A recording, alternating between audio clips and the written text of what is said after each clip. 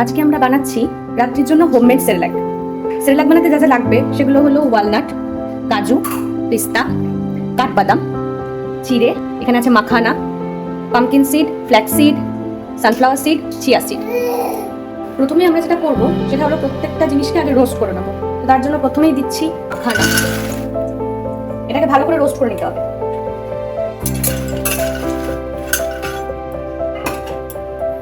দেখবো এবার চেক করে, এই যে গুঁড়ো হয়ে যাচ্ছে, মানে আমার মাখানা রোস্ট করা হয়ে গেছে, নামিয়ে নেবো। এবার আমি রোস্ট করে নেবো ড্রাই ফ্রুটসগুলোকে। একে একে প্রত্যেকটা ড্রাই ফ্রুটস করে দিয়ে দেবো। প্রথমে দিলাম ওয়ালনাট, তারপর দিলাম আমন্ড, কাজু, পিস্তা।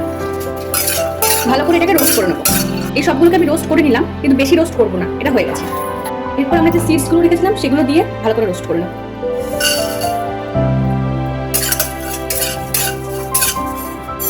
আমার চিজগুলো রোস্ট করা হয়ে গিয়েছে, এবার এটা নামিয়ে নেব। এবার সবার শেষে আমরা চিড়েটাকে রোস্ট করে নেব। চিড়েটা আমাদের রোস্ট করা হয়ে গিয়েছে, এবার নামিয়ে ঠান্ডা করে নেব। সবগুলো আমাদের রোস্ট করা হয়ে গিয়েছে, এবার এগুলোকে একটু ঠান্ডা করে নিয়ে তারপর আমরা গ্রাইন্ডারে ফাইন একটা পাউডার বানিয়ে নেব।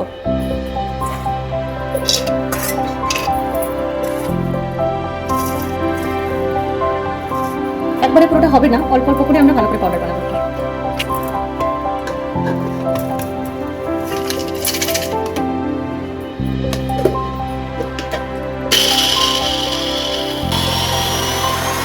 আমাদের গ্রাইন্ড করা হয়ে গিয়েছে, এবার সবটা এক জায়গায় ঢেলে নেব। বাকিটাও আমরা এভাবে গ্রাইন্ড করে নেব। পুরোটা আমরা পাউডার বানিয়ে নিয়েছি, এবার এটাকে একটা এয়ারটাইট কন্টেনারে ভরে রেখে দেবো। এই যে জারে ভরে নিয়েছি, এবার এটাকে ফ্রিজে 1 মাস পর্যন্ত সংরক্ষণ করতে পারবো। এই যে সেরেলাকটা আমরা বানিয়ে রেখেছিলাম, এবার এখান থেকে 2 চামচ আমরা নিয়ে নেব। 1 চামচ। এবার এটাতে আমরা মেশাবো গরম জল, ভালো করে মিক্স করে নেব। মিশিয়ে নিয়েছি, এবার এটাকে আমি ব্রেকফাস্টে ওকে খাওয়াবো।